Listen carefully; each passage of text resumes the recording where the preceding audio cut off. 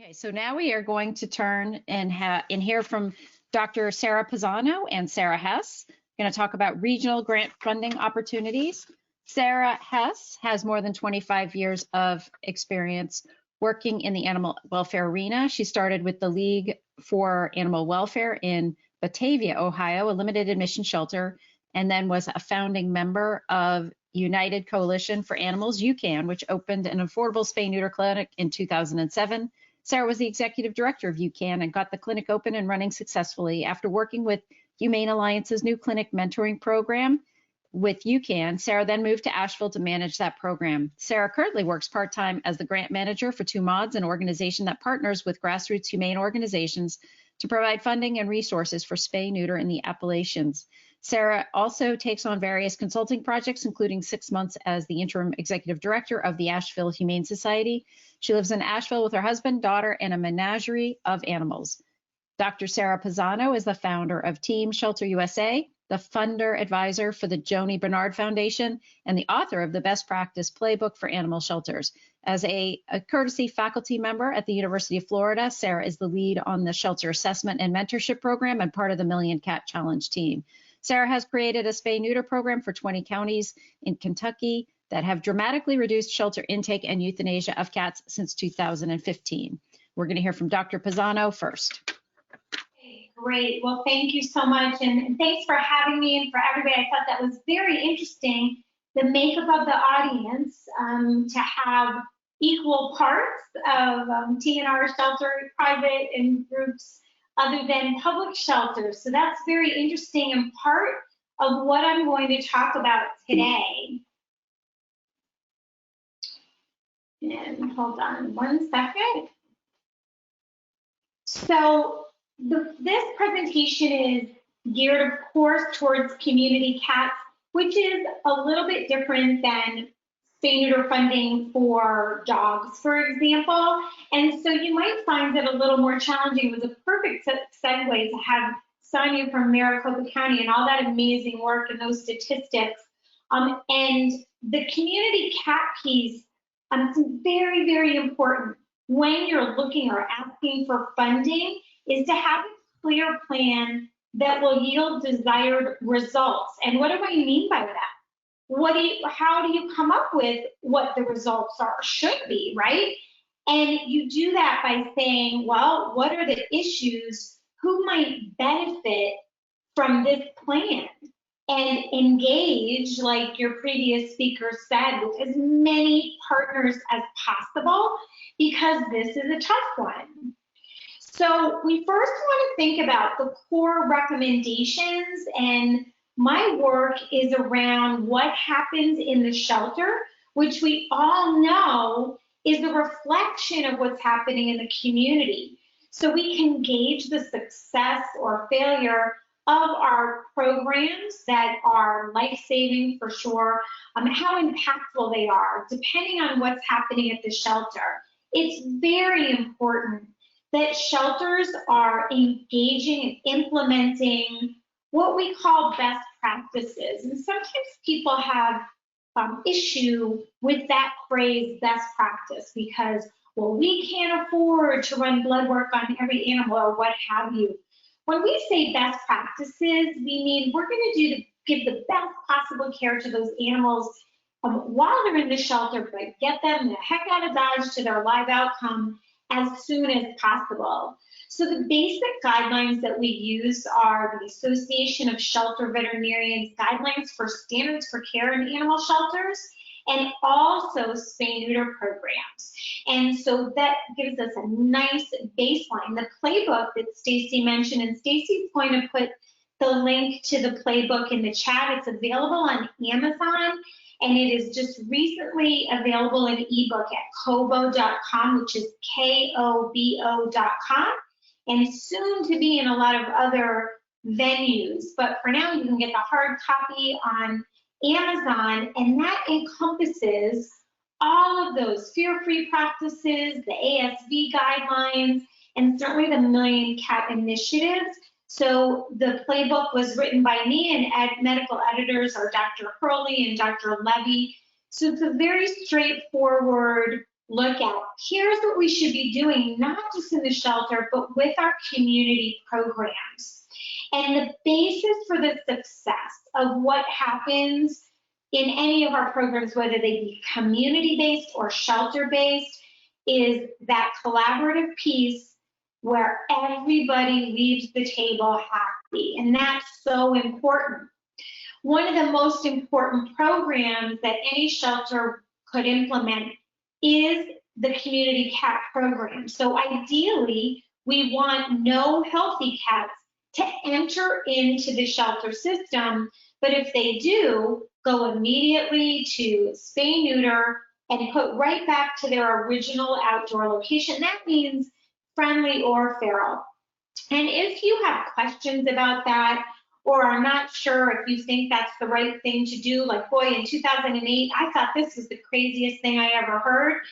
But we now have so many studies and research and statistics and amazing, and look at Maricopa County for one, so many trends that show that this can be a very impactful life-saving tool and decrease enforcement calls in the public shelters, decrease intake and all of those things.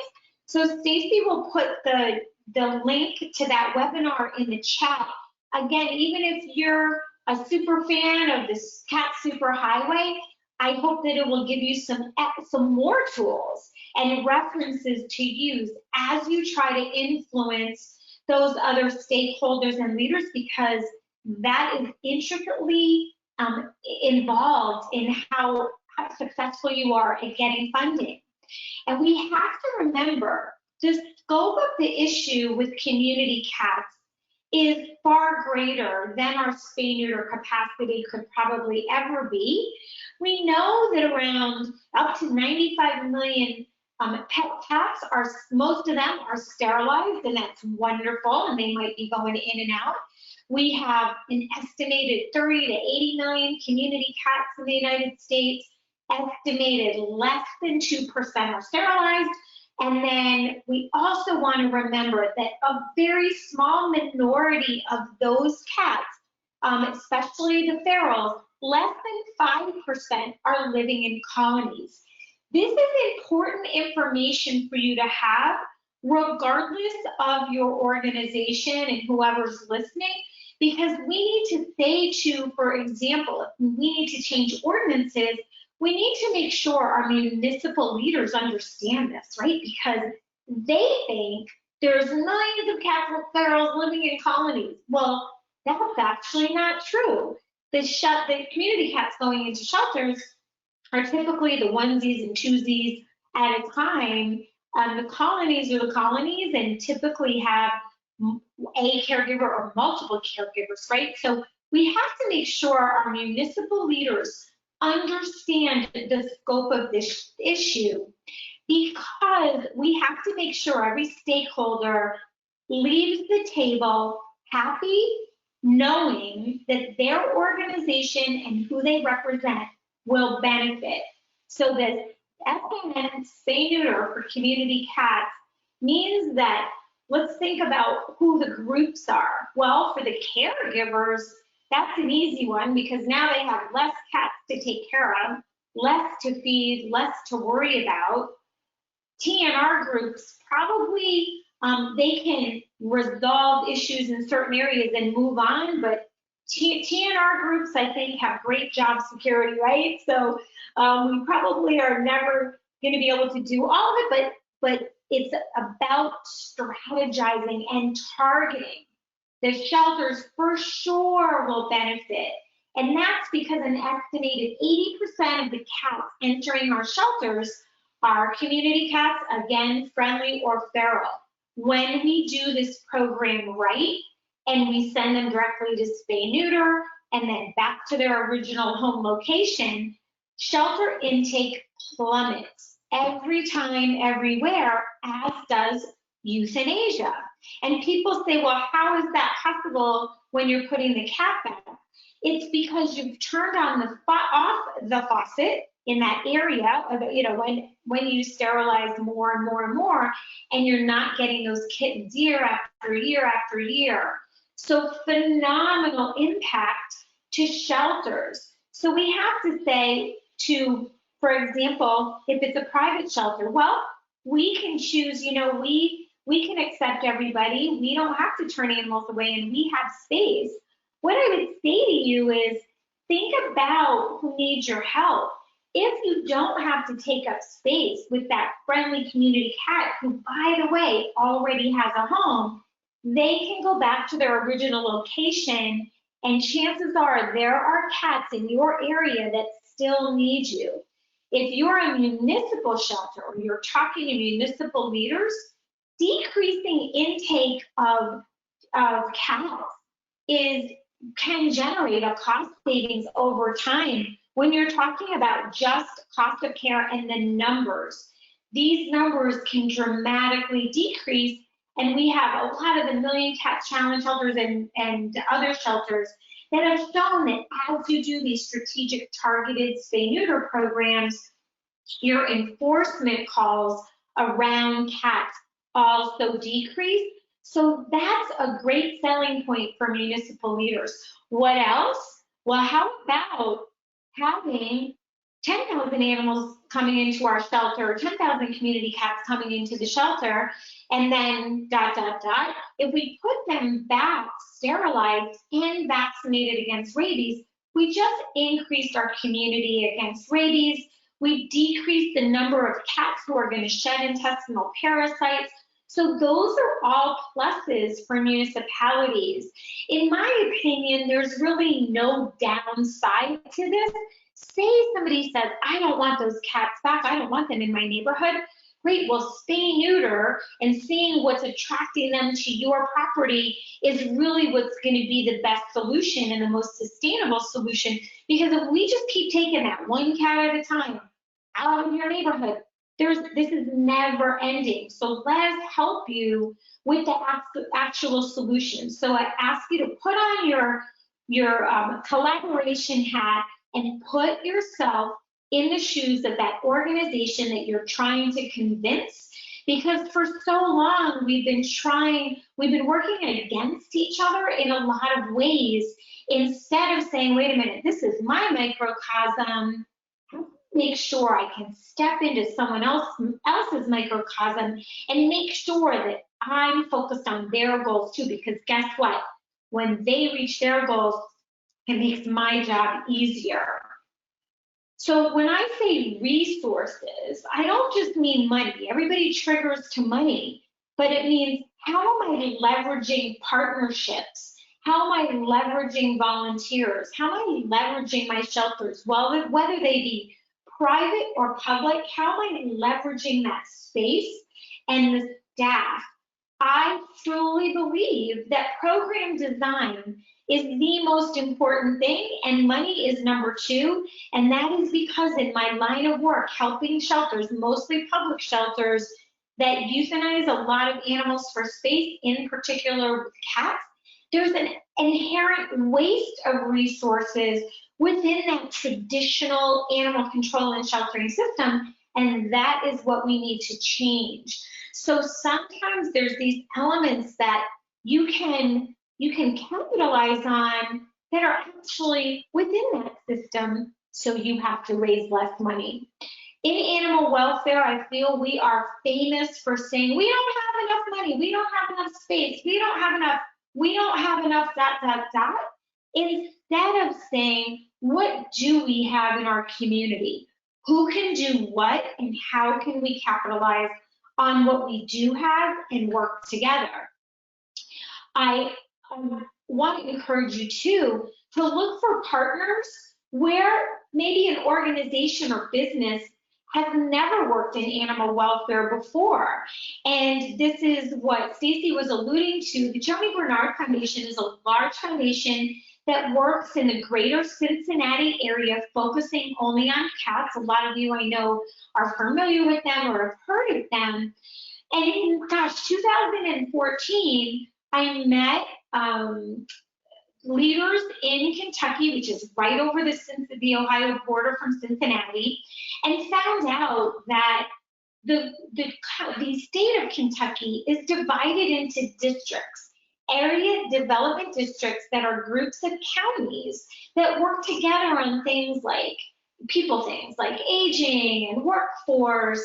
They were never involved in animal welfare before, but I did know that they accepted grants. So I went to them knowing the Joni Bernard Foundation was trying to fund spay neuter for cats, and they couldn't find a nonprofit organization that was large enough that could do it. They are not allowed to fund directly to public shelters. So I approached the area development district in northern Kentucky and said, could you accept this $500,000 grant?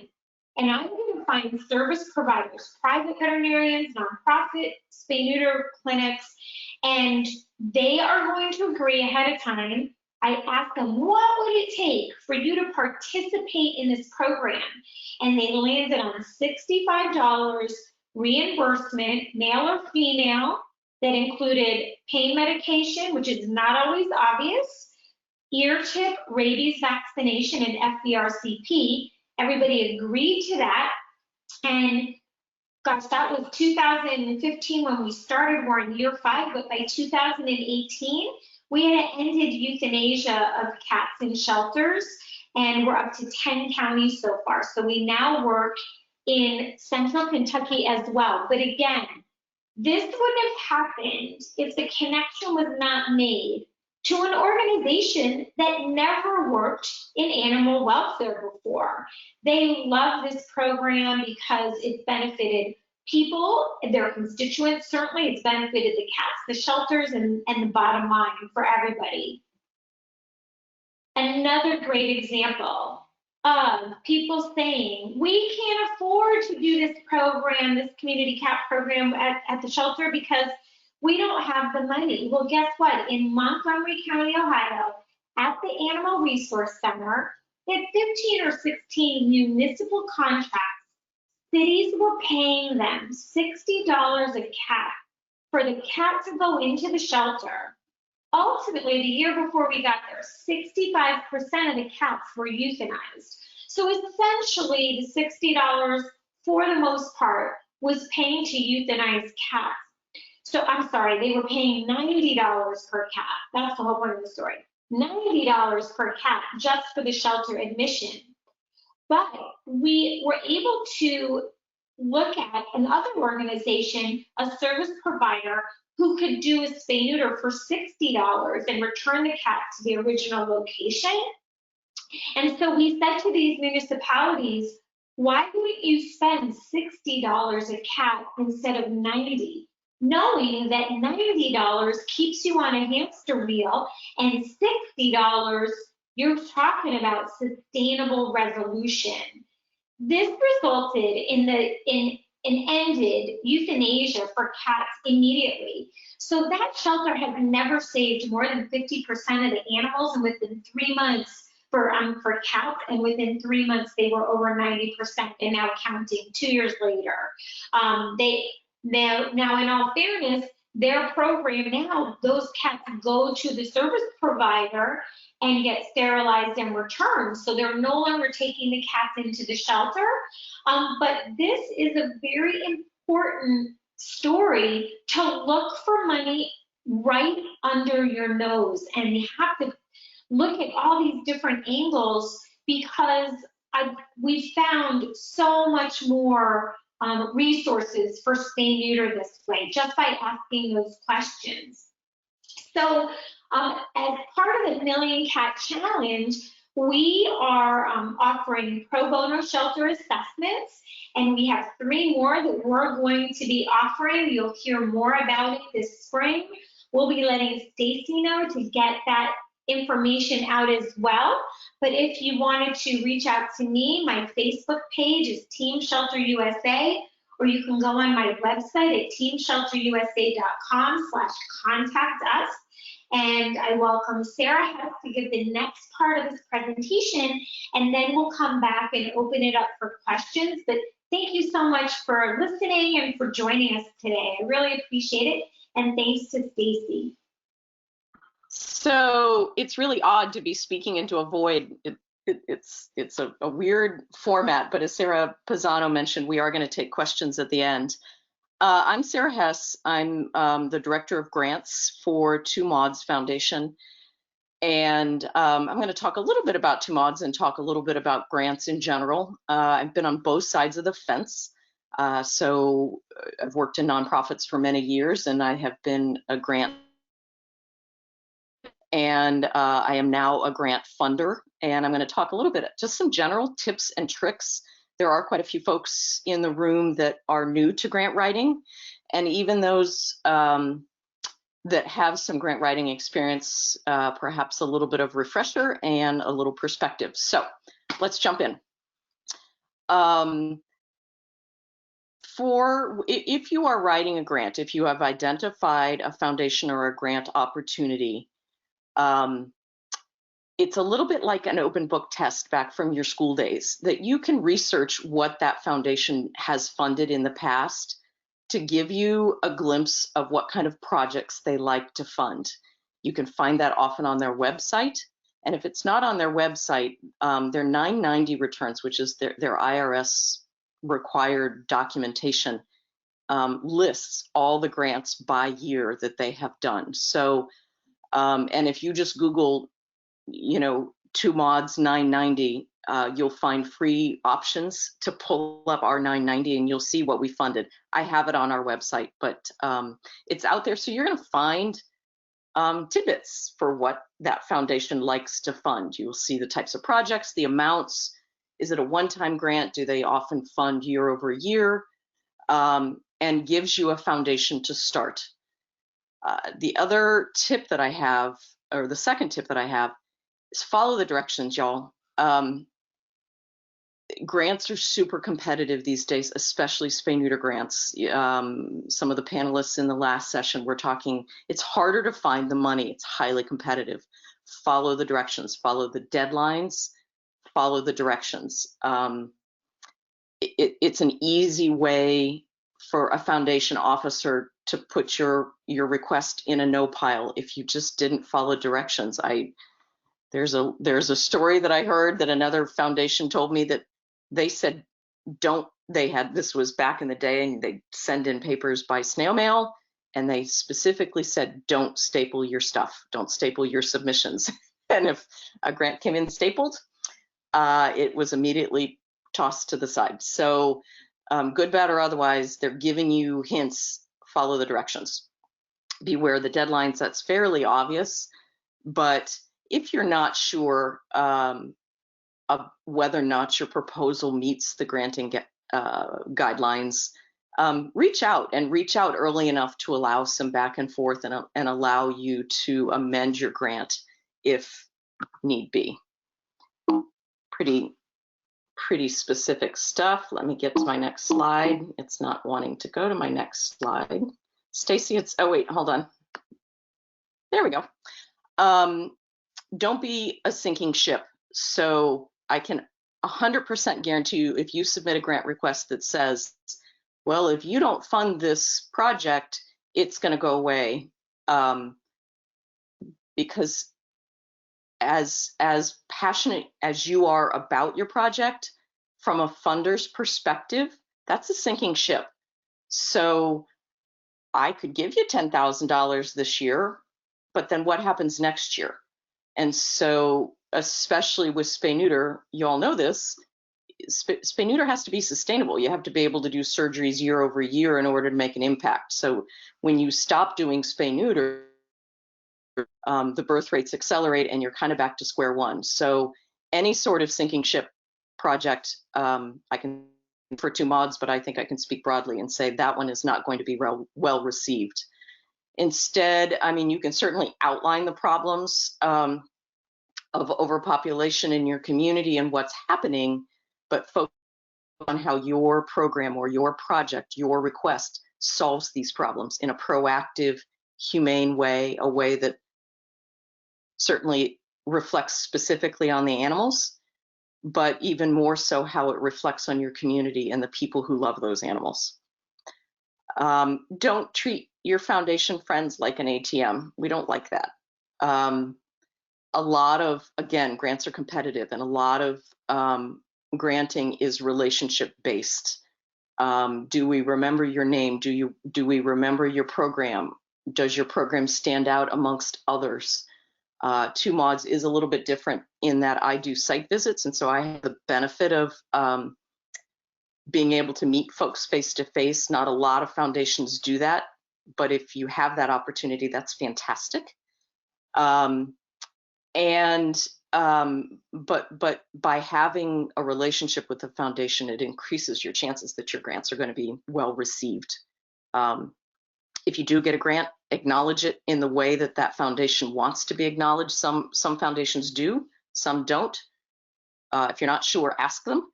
And then as you work through spending it, it never hurts to pop a note or an email to the foundation officer to say, I just wanted to tell you about this really cool story that happened as a result of the funding, or a note. It allows your program to stay top of mind. And lastly, don't create a new program simply to chase funding. Don't have mission creep. If a foundation, when you do your research and they fund, you know, I don't even know of an example, but if it's not something you already do, don't create a new program just to get the money. That's upside down thinking, and chances are the foundation's going to see through that. I'm going to move on a little bit to Two Mods specific tips. I haven't seen the roster of who's attending, but if you're in the general Appalachia area, you could be considered.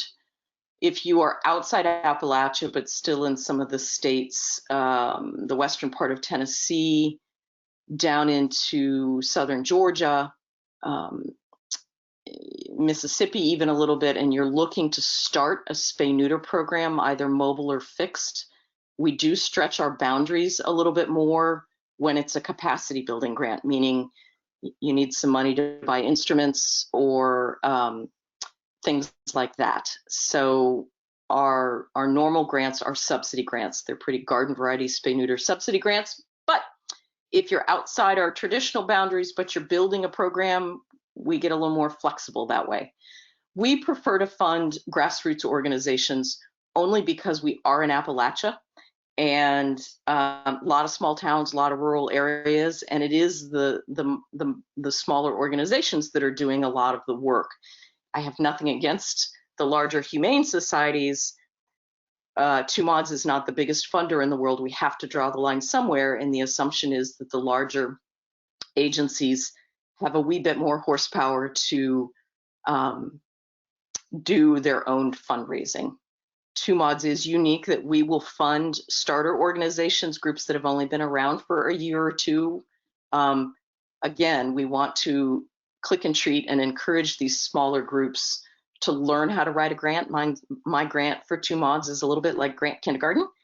We want to teach you how to do it so that you feel comfortable and then can go forth and be successful with other types of funders. I did borrow Stacy's cat pyramid here at the bottom of the slide. And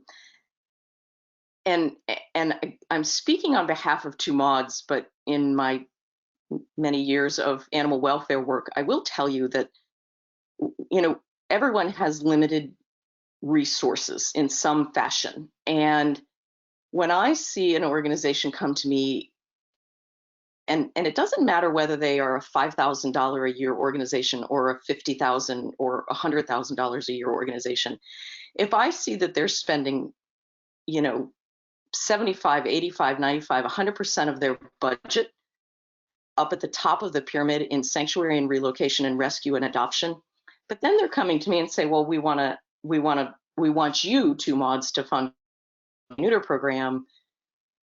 I'm going to look at that and say, yeah, that's great, but what happens when the $10,000 or the $5,000 or $10,000 grant is done? Are these folks going to take $1,000 of their $5,000 budget, or are they going to take $5,000 of their $50,000 budget and make sure that their spay-neuter program is sustainable? So I don't discount all of the work that goes into rescue and adoption, and those are the kitties and the dogs that are right in front of your face, and they're hard to it's hard to spin money and resources off into something that's a little less tangible, something like spay neuter. But if you're investing all of your time and your money at the top of the pyramid, you're hamstring on the wheel, like Sarah Pizano said. You're spinning your wheels and you're never going to get ahead. And I am less likely to fund a program like that because, in other words, y'all don't have any skin in the game. So I'm going to switch a wee bit and give you some tips and some suggestions on where to look for non-traditional funding. Two Mods is a niche. We serve Appalachia. The big funders, PetSmart, Petco, spay neuter grants are harder to find, highly competitive. A lot of the funding is going into, access to care, which does include spay neuter, but it isn't dedicated to spay neuter the way it used to be back in the day. So any size organization can look at these options. Your banks.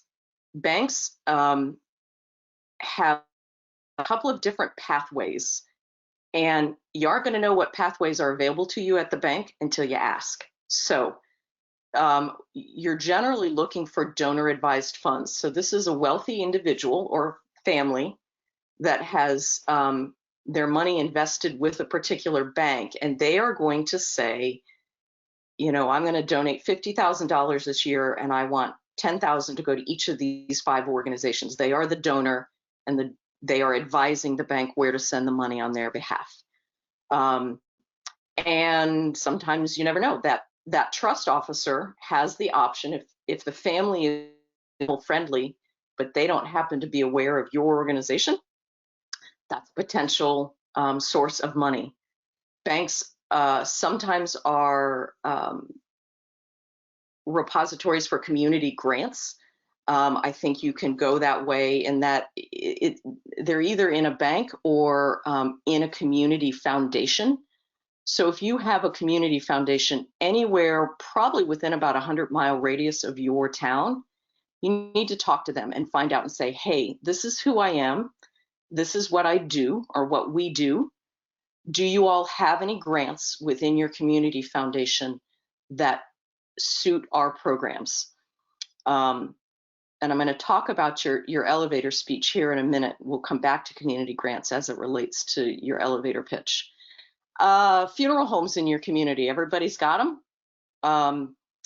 And it never hurts to meet with your local funeral director just to say, hey, if a family came to you and they didn't know about memorials for their loved one, do you all ever make recommendations? So somebody's grandmother passes away, she was a lifelong cat lover or dog lover, the family doesn't have any specific animal charity to donate to, your funeral director might be in a position to recommend your organization. Attorneys that focus on estate planning in your area, wills and estates and trusts, I'd find out who they are and call them up and tell them who you are and what you do, and find out what pathways there might be with an attorney. Again, family comes to them, is putting together their will. Animal lovers maybe have an idea of what animal charities they want their funds to go to, maybe don't, maybe they don't. Lastly, corporations and utility companies. This one might be a little bit obvious, but any business that has any sort of regional or national presence in your area may have a corporate program. Walmart is a fairly common one. They often have community grants that are about $500. But look beyond Walmart. Look at restaurants, chain restaurants, and ask and see what opportunities are available to you. Tractor supply stores, things like that. And just it's kind of one of those things you don't know until you ask. I will say that you do want to think about your elevator pitch when you're talking to these different audiences, and be concise. The graphic that I have on the screen is a year-end report that one of our grantees did, Friends of Russell County Animals in Virginia. a really nice job. I'm gonna pop up some software options for creating an infographic. But if you want to be able to explain what you do in a minute or less, an infographic is going to get you 3/4 of the way there. It's concise. It talks about what they accomplished in 2020. There's some financial transparency there in summary form about where their sources of income were and what their expenses were. They have a box at the bottom to talk about what they're trying to accomplish in 2021. I would say that you could also put a story in there. If you are approaching a business that is really big on supporting the community and supporting the people of the community, you could have a story there of someone that you helped. If you are approaching anyone in government, in your municipal government, Sarah Pizano touched on this, but think about the audience. If you're approaching elected officials, they serve all of the community. They may or may not be an animal lover, but they are certainly driven by making the community better. They're going to be driven by reducing the number of complaint calls. If there's a lot of kerfluffle and hubbub around the euthanasia rates at the open admission shelter, I can guarantee you that your elected officials are getting heat on that topic. And so when you're approaching somebody like that to ask for funding, they may not be swayed by the warm and fuzzy story of all of the kittens that you saved or all of the kittens that weren't born, but they may be influenced by the fact that it makes the community better. It means less complaint calls. Joni Bernard Foundation does all this great work in Kentucky, and when the municipalities in Kentucky all get together, they're driven by judge advocates. The single subject of complaint calls are animal complaint calls. In every county in Kentucky, the judge advocates reported the same thing. So they're going to be motivated by an elevator pitch that says, hey, our spay-neuter program is going to reduce not only the number of animals that are being born, but it's going to reduce the complaint calls about the strays and nuisance calls. And that's a big selling point if you're asking them for money. And the last helpful tidbit I have is always, always, always ask, is there anyone else I can talk to? So if you go into a bank and you are able to find a trust officer that manages a donor advised fund, really appreciate your time. Is there anybody else I should talk to? If you get an appointment at a community grant, same question. Funeral homes, it's a matter of networking, and you will start to uncover kind of this underground network of funding sources beyond the traditional grant business. All right, and then a couple of tips and tricks from a technology point of view. There are some grant consolidators that you can buy a subscription to help you find grants. Grant Gopher, Grant Station are two common ones. Stacy is the one that told me about Grant Gopher. I hadn't looked at them yet. $9 a month, and it allows you to find some potential grants. Again, you got to do your research on the grants, but it's a consolidated place. Grant Station is a little more expensive. You can also go to your library or your universities often have free subscriptions to services like these.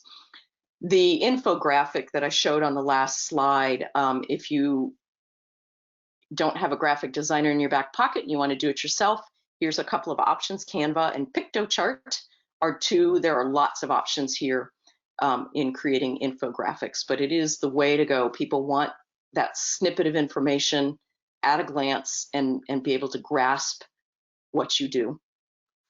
A couple of random things. TechSoup, if you're not familiar with TechSoup, you pay for a membership, but it allows you to buy discount software, discounted hardware, computers, lots of things. In fact, they were just offering Grant Station for a discounted price of $79 a year. So take a look at what's in their inventory and decide if a membership makes sense, but it's very reasonable and immensely helpful for smaller nonprofits that don't have a big budget. And then lastly, Blue Avocado is a website that I've always been a fan of. They have a lot of things, kind of all things nonprofit, but have some good tips and tricks about raising and grant writing. I have one question for Dr. Pizano. In clarifying the definition of colony cats, was there a specific definition on like the size of the colony? I think people are pretty shocked by that 5% figure that you're quoting. So I think that they want some clarification around definitions there. Right. So actually, I don't know the answer to that colony size, but that's a reference from Dr. Hurley in that webinar that I cited. So I will get that from her, Stacy, and share it with you so you can share it with the audience. Sounds great. Excellent. Sorry about What? I just moved in yesterday, so this is my first time like in this. I apologize for my messing up. You're fine. You're totally fine. Just looks like a very clean. You're very clean, minimalist. So just don't unpack the boxes and you'll be perfect. That's right there. Yeah. All right.